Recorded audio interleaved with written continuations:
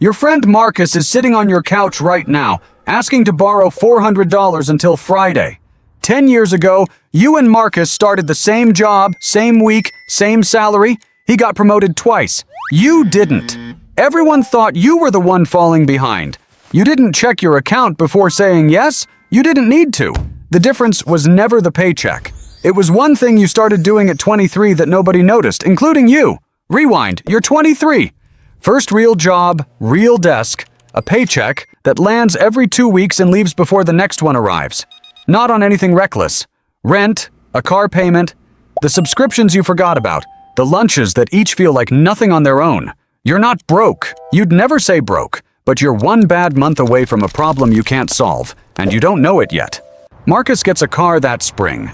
Used BMW, 3 years old. He calls the payment nothing. He pulls into the lot and parks it next to your Corolla, and 2 guys walk over just to look at it. He stands next to it like a man who's pulling ahead. You stand next to yours like a man standing still, because you are. Then a raise comes. $2,000 a year. For about a week you feel like you made it. Then a slightly nicer apartment happens. A better phone happens. The raise dissolves into a marginally upgraded version of the same life, and 6 months later you need the next one just to feel the same as before. One night you open a spreadsheet you've never opened before. Not the math of this month, the math of your whole life. 40 more years of the paycheck landing and leaving. 40 more years of running in place. The thought doesn't scare you, it empties you. So you do the one thing nobody ever taught you to do. On payday, before rent, before anything else, money moves somewhere your future can find it and your impulses can't. $300 a month. Not a fortune. Almost embarrassing, actually, next to Marcus's car payment. You write a number on a piece of paper, the number that means you never have to run again, and you fold it into a drawer. You tell no one. Not Marcus. Not your roommate. Not your parents. You're 25 now. A birthday dinner. 10 people at a long table. The question goes around the way it always does. So, what are you up to these days? Someone just got promoted to manager. Someone just signed a lease on a 2-bedroom with a gym. The question reaches you. You say you're still at the same job? Things are fine. You watch their faces do the small, polite thing faces do when an answer disappoints them. The conversation moves on a beat too fast. You drive home feeling smaller, like you're losing a race everyone else is still running. You're 26. You start dating someone. Dinner at a restaurant that's a little nicer than you'd normally pick. She orders first. You do quiet math in your head before you order. Not because you can't afford it, but because the number in the drawer means something to you now and you don't want to touch it for a plate of pasta. She notices you didn't look at the prices. She thinks it's confidence. It's actually the opposite. It's restraint wearing confidence's clothes. You're 27. Marcus parks the BMW next to your car on a Monday morning. New wheels on it now. He looks at your car, then at you, and asks if you're doing okay financially. You say you're good. He nods the way people nod when they don't believe you. At lunch, 2 coworkers don't notice you sitting behind them. One says he feels bad for you, working so hard for so little. You have more saved than both of them combined. You say nothing. You eat at your desk. This is the part nobody warns you about. You're doing everything right and it feels worse, not better. There's no applause. No moment where someone tells you you're winning. Just a number sitting in a drawer, growing so slowly it might as well be standing still. Your best friend buys a house that year. Keys in hand, sold sign, the whole thing, in the group chat. 20 people react. You type something, you delete it, you type it again. Nobody's ever going to react to a screenshot of a number you're not even allowed to show them. You're 29. The strange part is you miss the race. The clear scoreboard, the bonus you could brag about, the title that told you exactly where you stood. This quiet life has no metrics. Nobody claps when you don't buy the thing. One night, you open a car financing app just to look. Your thumb hovers over the button. You imagine pulling into the lot. Imagine the 2 guys walking over. Imagine feeling like a player again just once. It would cost you everything you've quietly built. For about 30 seconds, you don't care. Your thumb stays there in the dark. You're 30. Your mother calls and mentions your father's blood pressure is up again. Nothing serious, probably nothing. You hang up and think about the drawer. Not because you're worried yet. Because for the first time, you understand what the number is actually for. It was never about being rich. It was about being the person who can book a flight without checking a balance first. You're 31. It comes on a Thursday. A layoff sweep, half the floor gone by lunch. You and Marcus get the same email the same morning. Standing in the parking lot holding a cardboard box, you think it might end you too. But the account is there. 8 years of saying no.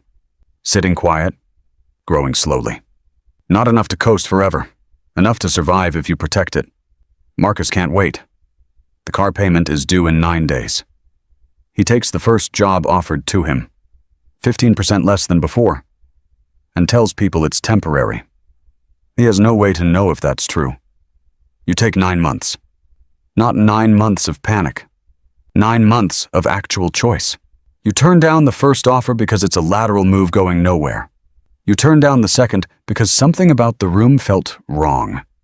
You consult nobody because nobody around you has ever been in a position to make that call. You start noticing your weeks instead of surviving them. A flat tire becomes a Tuesday errand, not a crisis. Time stops being the thing you're always running out of. You're 32. Your phone rings on a Tuesday night. It's your mother. Your father's in the hospital, 2 states away. And they don't know yet what it is. You hang up and book the next available flight. Not the cheapest one, the next one. You don't check your account first. The thought doesn't occur to you.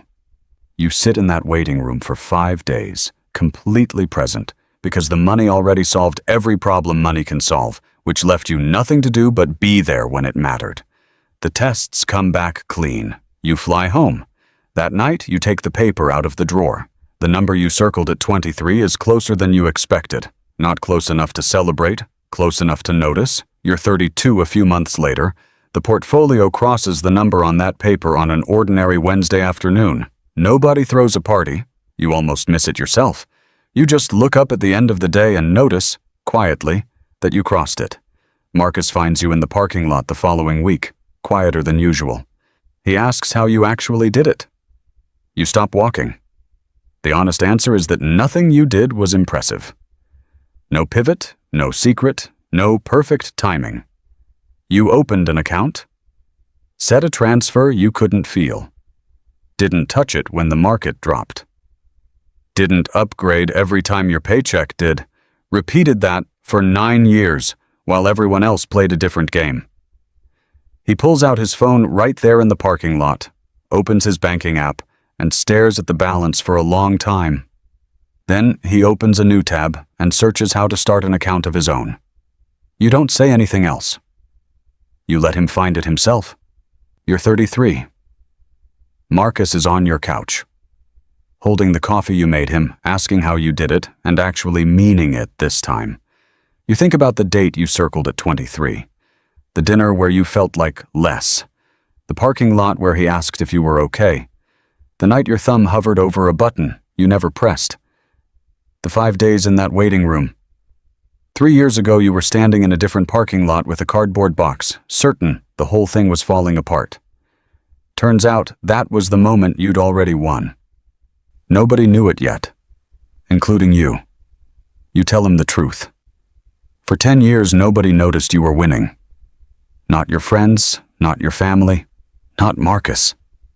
And that's exactly why it worked. You stopped playing a game that needed an audience. The race doesn't end when you get rich. It ends the second you stop running for people who were never watching in the first place. Maybe you already left. Maybe you're still standing on the edge telling yourself you're fine. Maybe you're the one about to write a number on a piece of paper that nobody else will ever see. If you do, nobody's going to notice but you. That's not the tragedy. That's the whole point.